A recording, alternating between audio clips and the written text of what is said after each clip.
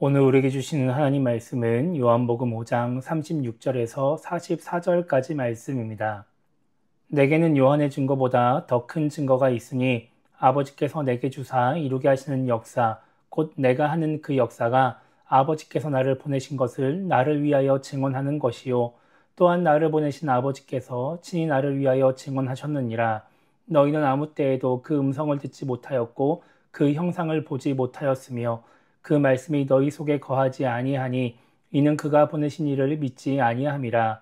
너희가 성경에서 영생을 얻는 줄 생각하고 성경을 연구하거니와 이 성경이 곧 내게 대하여 증언하는 것이니라. 그러나 너희가 영생을 얻기 위하여 내게 오기를 원하지 아니하는도다. 나는 사람에게서 영광을 취하지 아니하노라. 다만 하나님을 사랑하는 것이 너희 속에 없음을 알았노라. 나는 내 아버지의 이름으로 왔음에 너희가 영접하지 아니하나 만일 다른 사람이 자기 이름으로 오면 영접하리라. 너희가 서로 영광을 취하고 유일하신 하나님께로부터 오는 영광은 구하지 아니하니 어찌 나를 믿을 수 있느냐. 아멘. 우리는 지난주 요한복음 5장 24절에서 29절까지 말씀을 통해 구원받은 자로서 우리가 유익을 누리기 위해서 무엇을 해야 하는지를 생각해 보았습니다. 우리는 예수님을 믿음으로써 영생을 얻은 사람들, 생명으로 옮겨진 구원받은 사람들입니다. 그렇게 구원받은 우리는 하나님 말씀에 순종함으로써 그 말씀을 실천함으로써 구원받은 자가 누릴 수 있는 유익을 누리며 살아가야 합니다. 그래야 하나님이 주시는 은혜를 경험할 수 있는 것입니다. 구원받았음에도 불구하고 은혜를 경험하지 못하고 유익을 누리지 못하는 신앙인이 되는 것이 아니라 말씀대로 실천함으로써 하나님의 은혜로 유익을 누리며 살아가는 그런 신앙인이 되어야 한다는 말씀을 우리가 지난주에 나누었습니다. 오늘 말씀은 계속해서 유대인들에게 자신에 대해 알려주시는 예수님의 말씀이 기록되어 있습니다. 오늘 우리는 36절부터 44절까지 말씀만 읽었지만 이 30절부터 시작되는 이 단락에 있는 다른 말씀들도 함께 살펴보려고 합니다. 31절 말씀을 보면 예수님은 내가 만일 나를 위하여 증언하면 내 증언은 참되지 아니하되 라고 말씀하시면서 스스로 자기 자신을 위해 하는 증언이 진실한 증언이 아니라고 말씀을 하십니다. 여기서 예수님이 진실한 증언이 아니라고 말씀하시는 것은 예수님의 말씀이 진실하지 않다, 거짓이다 이런 의미가 아니라 자기 자신에 대해서 하는 그 스스로 하는 증언이 다른 사람들에게는 믿을 수가 없을 것이다 라고 하는 말씀인 것이죠. 그래서 예수님은 33절에서 세례 요한에 대해서 말씀하시면서 세례 요한이 진리에 대해서 증언을 했다, 예수님에 대해서 증언하였다라고 말씀을 하시고 또 35절에서는 세례 요한에 대해서 켜서 비추이는 등불이다라고 말씀하시면서 세례 요한이 빛으로 오신 예수님을 맞이하기 위한 등불과 같은 역할을 감당했다라고 말씀을 해주십니다. 그러니까 예수님이 스스로 자기 자신에게 대해서 증언하기 전에 세례 요한이 예수님에 대해서 증언을 했다라고 하는 것이죠. 그런데 예수님은 34절에서 이렇게 말씀을 하십니다. 나는 다른 사람에게서 증언을 취하지 아니하노라 라고 말씀하세요. 세례 요한이 예수님에 대해서 증언을 하고 진리에 대해서 증언하는 것은 맞지만 예수님은 그렇게 사람의 증언을 통해서 하나님의 아들로 인정받을 필요가 없다라고 말씀을 하시는 거예요. 세례 요한의 증언이 예수님을 인정하는 절대적인 증언이 되지 않는다라고 하는 것이죠. 왜 예수님이 이렇게 말씀을 하시느냐? 32절 보면 이렇게 말씀하십니다. 나를 위하여 증언하시는 이가 따로 있으니 나를 위하여 증언하시는 그 증언이 참인 줄 아노라 이렇게 말씀하세요. 그러니까 예수님은 세례 요한에 대해서 말씀하시기 전에 먼저 예수님에 대해서 증언하시는 이가 있다고 말씀을 하고 계시는 겁니다. 그러면서 그 증언하시는 분의 증언이 진짜 참된 증언이다, 믿을 만한 증언이다 라고 말씀을 하시는 것이죠. 이 32절에서 예수님을 위해서 증언하시는 분이 누구시냐? 바로 하나님입니다. 성자 하나님인 거예요. 그러니까 세례 요한이 비록 예수님에 대해서 증언을 하긴 했지만 그 증언보다 더 믿을 만한 증언을 하나님이 하셨기 때문에 굳이 예수님에게 있어서 세례 요한의 증언, 인간의 증언은 필요하지 않다라고 말씀을 하고 계시는 것이죠. 이렇게 하나님께서 예수님에 대해서 증언하고 계시기 때문에 예수님은 36절과 37절에서 이렇게 말씀을 하십니다. 내게는 요한의 증거보다 더 큰 증거가 있으니 아버지께서 내게 주사 이루게 하시는 역사, 곧 내가 하는 그 역사가 아버지께서 나를 보내신 것을 나를 위하여 증언하는 것이요 또 나를 보내신 아버지께서 친히 나를 위하여 증언하셨느니라 이렇게 말씀하고 있습니다. 여기서 예수님이 역사라고 하시는 이 말은 예수님이 행하시는 일들, 예수님이 행하신 기적을 의미합니다. 그러니까 하나님이 지금 하나님이 예수님을 기적을 행하게 하심으로써 하나님이 예수님을 보내신 것을 증명하고 계신다라고 하는 것이죠. 그러니까 예수님이 하고 있는 일들, 병자를 고치고 먹을 것을 주시고 하는 그 여러 가지 일들을 통해서 하나님이 보내신 사람이라는 것을 하나님이 직접 증명하고 있다라고 말씀하고 있는 겁니다. 그러면서 하나님이 직접 증언하고 계신다라고 말씀하고 있는데 하나님이 직접 예수님에 대해서 증언하시는 것이 무엇이냐? 바로 성경이다라고 하는 것이죠. 그래서 예수님은 39절에서 이렇게 말씀하십니다. 너희가 성경에서 영생을 얻는 줄 생각하고 성경을 연구하거니와 이 성경이 곧 내게 대하여 증언하는 것이니라. 이렇게 말씀하고 계십니다. 그러니까 예수님은 하나님의 말씀이 기록되어 있는 성경이 예수님에 대한 증언이라고 말씀을 하시는 거예요. 이렇게 하나님이 성경을 통해서 여러 가지 기적과 또 일들을 통해서 예수님에 대해서 증언하고 증명하고 있다라고 말씀하고 있는 것이죠. 오늘 우리가 이 말씀이 복잡합니다. 복잡하고 어려운 내용이에요. 하지만 그냥 간단한 겁니다. 하나님이 예수님에 대해서 증명하고 계시고 예수님에 대해서 증언하고 계신다라고 하는 것이죠. 그렇게 하나님의 증명, 하나님의 증언들이 지금 사람들에게 임하고 있는데 지금 예수님 앞에 있는 유대인들이 이 예수님을 믿지 않고 있다라고 하는 거예요. 하나님이 성경을 통해서 또 여러 가지 기적을 통해서 예수님에 대해서 말씀하고 계심에도 불구하고 그래서 이 유대인들이 성경을 열심히 읽고 연구하고 그 성경에 나와 있는 하나님 말씀대로 살려고 애를 쓰고 있음에도 불구하고 그리고 5장 앞부분에서 예수님이 38년 된 병자를 고치시는 기적을 보았음에도 불구하고 예수님을 믿지 않고 있다라고 하는 것이죠. 하나님이 예수님에 대한 증거들 하는 그 모든 증언들을 받았음에도 불구하고 예수님을 믿지 않고 있는 것입니다. 여러분 그렇다면 우리는 어떨까요? 여러분 우리의 믿음을 한번 생각해 봐야 합니다. 여러분 우리는 하나님을 예수님을 잘 믿고 있을까요? 많은 신앙인들에게 이런 질문을 던지면 하나님을 잘 믿고 있냐는 질문을 던지면 대부분 다 잘 믿고 있다고 대답을 할 겁니다. 하나님을 잘 믿고 있고 예수님을 잘 믿고 있다고 그래서 우리의 믿음에는 전혀 아무런 문제가 없다고 생각을 할 것입니다. 이 믿음이라고 하는 것이 단순히 그냥 하나님을 창조주, 신으로 믿고 또 예수님을 하나님의 아들로 우리를 죄에서 구원한 구원자로 믿는 것이라고 한다면 우리의 믿음에는 전혀 문제가 없습니다. 우리 믿음은 괜찮은 믿음인 거예요. 그런데 이 믿음이라고 하는 것이 단지 그냥 하나님을 어떠한 존재로 인식하느냐, 예수님을 어떠한 존재로 인식하느냐의 문제가 아니라 그렇게 하나님을 창조주로 신으로 인정하기 때문에 예수님을 하나님의 아들로 인정하기 때문에 전적으로 그분들을 의지하며 내가 살아가고 있느냐 하는 것이라면 이야기는 달라지는 것이죠. 내가 하나님을 믿기 때문에 그렇게 하나님 말씀대로 순종하며 살아가고 있느냐, 내가 하나님을 의지하며 살아가고 있느냐, 그것이 진짜 믿음이다라고 말한다면 우리의 믿음은 문제가 있을 수도 있다라고 하는 것입니다. 왜냐하면 성경에서 말하는 믿음은 단지 우리의 마음만을 이야기하는 것이 아니라 우리의 삶을 이야기하는 것이기 때문에 그렇습니다. 야고보서 2장 14절 보면 이렇게 말씀하고 있습니다. 내 형제들아 만일 사람이 믿음이 있노라 하고 행함이 없으면 무슨 유익이 있으리요? 그 믿음이 능히 자기를 구원하겠느냐? 이렇게 말씀하고 있습니다. 또 이어지는 17절에서는 이렇게 말씀하고 있어요. 이와 같이 행함이 없는 믿음은 그 자체가 죽은 것이라 이렇게 말씀하고 있죠. 그러니까 우리가 하나님을 믿는다, 예수님을 믿는다라고 하는 것은 그저 그냥 그분들의 존재를 마음으로 인정하는 게 아닌 거예요.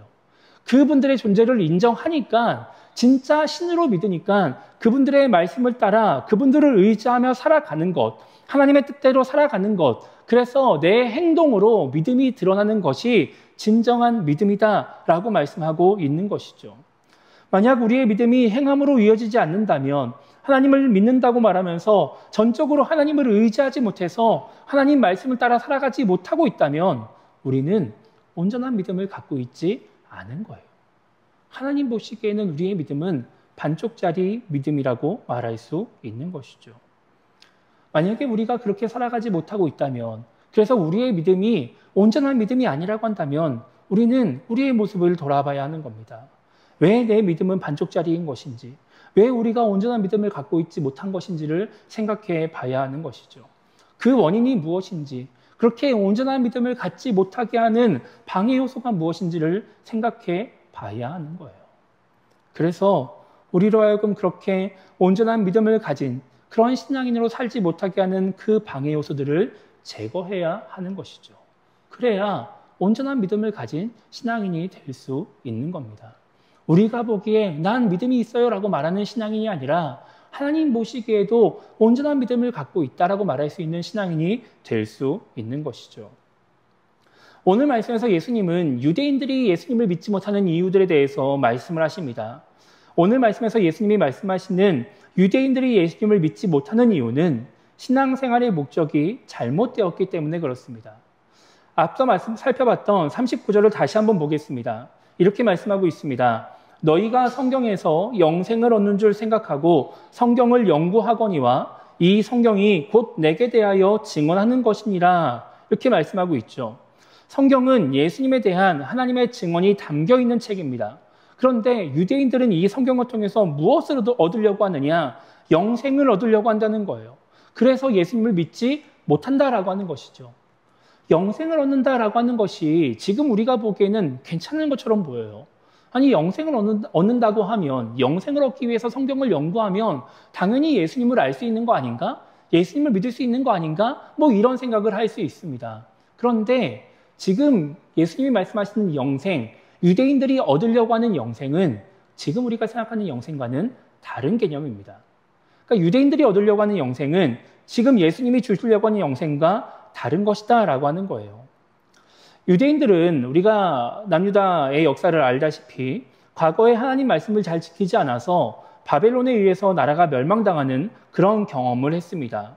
그렇게 나라가 멸망당한 유대인들이 그렇게 큰 일을 겪고 나서 나라가 왜 멸망당했을까? 우리가 하나님 백성인데 왜 이런 어려움을 겪을까? 하는 고민들을 하기 시작합니다.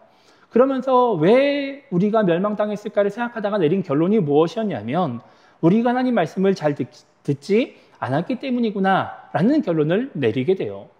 그러면서 이 유대인들이 바벨론의 포로로 잡혀가면서 무엇을 하기 시작하냐면은 성경을 연구하기 시작합니다. 하나님 말씀을 분석하기 시작해요. 하나님이 원하시는 것이 무엇인지, 하나님이 우리에게 명령하시는 것이 무엇인지를 다 정리하기 시작합니다. 그리고 그것을 지키려고 애를 쓰기 시작해요. 그렇게 하나님 말씀을 잘 지키면, 하나님 말씀에 순종하며 살아가면 하나님이 다시 우리나라를 회복시키시지 않을까. 다시 우리로 하여금 옛날에 그 영광스러운 나라의 모습으로 회복시키시지 않을까. 이런 생각을 가지면서 그렇게 살아가는 것이죠. 그렇게 하나님 말씀대로 살아가면 하나님이 우리로 하여금 그렇게 좋은 미래를 주실 거다라는 기대감을 가지고 살아가는 것입니다. 그것이 이들이 얻고 싶어하는 영생이었습니다. 성경을 통해서 얻고 싶어하는 구원이었던 것이죠. 그러니까 지금 이 예수님 앞에 있는 유대인들이 원하는 영생이 무엇이냐? 그것은 뭐 영혼의 구원, 영원히 하나님과 함께하는 삶 이런 것들이 아닌 거예요. 그냥 우리가 율법 잘 지켜서 하나님 보기에 좋은 모습이 되어서 이 로마 식민 지배에서 벗어나서 독립하고 예전처럼 부유한 나라가 되어서 우리가 잘 먹고 잘 사는 것, 이것이 이들이 바라는 것이었다라는 것이죠. 그러다 보니까 성경을 읽어도 하나님 말씀이 눈에 들어오지 않는 거예요. 하나님의 뜻이, 하나님의 계획이, 하나님이 원하시는 것이 눈에 보이지 않는 것이죠. 그러니까 성경을 읽어도 뭔가 예수님에 대한 예언의 말씀들을 제대로 깨닫지 못하고 하나님의 마음을 헤아리지 못하니까 예수님을 믿지 못하는 겁니다.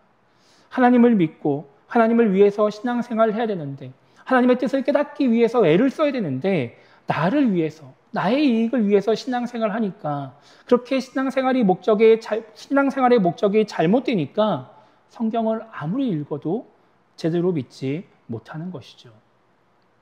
그래서 예수님은 이런 유대인들의 모습을 37절과 38절에서 이렇게 말씀하십니다. 또한 나를 보내신 하나님 아버지께서 친히 나를 위하여 증언하셨느니라. 너희는 아무 때에도 그 음성을 듣지 못하였고 그 형상을 보지 못하였으며 그 말씀이 너희 속에 거하지 아니하니 이는 그가 보내신 이를 믿지 아니함이라. 이렇게 말씀하고 있죠. 하나님이 직접 증언을 하셔도, 그 증언이 성경에 기록되어 있어도, 그 성경을 읽어도, 그래서 하나님의 음성을 들려주셔도 지금 예수님이 눈앞에 있어도 믿지 못한다라고 하는 거예요. 잘못된 그 신앙생활의 목적이, 그 관심이 그들로 하여금 눈과 귀와 마음을 막아버려서 예수님을 믿지 못하게 방해했다라고 하는 것이죠. 그러니까 어떻게 되느냐? 예수님이 42절에서 이렇게 말씀하십니다. 다만 하나님을 사랑하는 것이 너희 속에 없음을 알았노라. 이렇게 말씀하세요. 신앙생활의 목적이 잘못되니까 원래 신앙생활의 목적이 돼야 될 하나님을 사랑하지 않게 되는 것입니다. 유대인들은 아니라고 말할 수 있지만 하나님 보시기에는 그렇지 않다라고 하는 것이죠. 하나님을 사랑하지 않는 거예요. 하나님에게 관심이 없는 것이죠. 그러니까 어떻게 되느냐? 예수님이 마태복음 6장 24절에서 이렇게 말씀하십니다. 한 사람이 두 주인을 섬기지 못할 것이니 혹 이를 미워하고 저를 사랑하거나 혹 이를 중히 여기고 저를 경히 여김이라. 너희가 하나님과 재물을 겸하여 섬기지 못하느니라. 이렇게 말씀하시죠. 우리가 하나님을 사랑하지 않으면 하나님이 아닌 다른 것들을 사랑하게 됩니다. 하나님을 사랑하지 않으면 이 세상의 것들을 사랑하게 되는 거예요. 잘못된 목적을 사랑하게 되는 것이죠. 하나님을 중요하게 여기는 것이 아니라 다른 것을 중요하게 여기고 하나님에게 관심을 갖는 것이 아니라 내가 얻고 싶어하는 그 잘못된 목적에 관심을 갖게 되는 것입니다. 그러면서 잘못된 신앙의 길로 나아가게 되는 것이죠. 하나님은 우리에게 은혜를 베푸시고 우리의 삶을 인도하시는 분이시지만 내가 원하는 것을 100% 다 주시는 분은 아닙니다. 내가 아무리 부자가 되고 싶어 해도 부자가 되지 않을 수 있습니다. 내가 아무리 건강하고 싶어 해도 병이 낫지 않을 수도 있어요. 내가 뭔가 내 앞길이 혹은 내 자녀의 앞길이 형통하게 잘 열리기를 바라도 그렇지 않을 수도 있습니다. 그런데 그렇게 뭔가 부자가 되고 건강해지고 앞길이 잘 열리고 형통해지고 그런 것들이 하나님의 은혜이냐? 그것만이 하나님의 은혜는 아니다라고 하는 것이죠. 내가 원하는 대로 되지 않는 가운데서도 하나님이 우리에게 주시는 은혜가 분명히 있습니다. 지금은 내가 원하는 대로 되지 않는다고 해서 불만이 생길 수 있고 무언가 잘못된 것 같이 보일 수도 있지만 시간이 지나면 그게 은혜였다라고 느낄 수도 있는 거예요. 내가 하나님을 사랑하지 않고 다른 것을 사랑하니까 그것에만 관심을 두고 있으니까 하나님이 은혜를 주셔도 은혜로 느끼지 못하는 거예요. 하나님이 주시는 은혜는 나에게 뭔가 별로 도움이 되지 않는 것 같고 나에게 유익이 되지 않는 것처럼 느껴지게 되는 것이죠. 하나님 말씀대로 살아가는 것보다 세상의 방식으로 그냥 남들 다 하는 것처럼 살아가는 것이 더 유익한 것처럼 보이게 되는 겁니다. 그러면 어떻게 되느냐? 예수님이 44절에서 이렇게 말씀하십니다.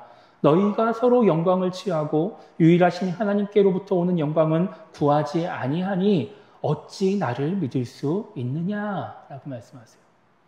사람들이 그렇게 세상적인 영광, 세상적인 유익들을 더 좋게 여기고 그것들을 위해서 신앙생활을 하다 보니까 하나님께로부터 오는 영광, 하나님의 은혜가 좋은지를 모르는 거예요. 그러니까 어떻게 해요? 세상적인 방법으로 살아가는 것이죠. 서로에게 영광을 위해서, 서로의 유익을 위해서 함께 그렇게 인간적인 노력만 감당하며 애쓰며 살아가는 겁니다. 그러니까 예수님을 믿지 못하는 거예요. 나의 유익을 위해서 살아가다 보니까 예수님을 믿지 못하고 하나님의 말씀에 순종하지 못하며 하나님 말씀대로 살아가지 못하게 되는 것이죠. 그러면 아무리 하나님을 믿어도 하나님을 믿는다고 당당하게 얘기해도 삶으로 하나님을 믿는 그 믿음을 드러내지 못하게 됩니다. 행함으로 그 믿음을 가지고 살아가지 못하게 되는 거예요. 물론 하나님을 믿고 신앙생활하는 신앙인이라 할지라도 삶의 문제나 어려움이 있을 수 있습니다. 그래서 내 삶에 실질적인 도움이 되고 이익이 되는 그런 하나님의 도움이 필요하기도 합니다. 그러나 그것이 하나님을 믿는 이유가 되고 신앙생활의 목적이 되면 우리는 온전한 믿음을 가질 수가 없습니다. 하나님보다 세상적인 유익을 더 사랑하면 온전한 믿음을 가질 수가 없는 거예요. 예배를 드리고 말씀을 들어도 하나님의 뜻을 깨닫지도 못하고 말씀에 순종하지 못하는 신앙인, 행함이 없는 믿음을 가진 신앙인이 될 수밖에 없는 것이죠.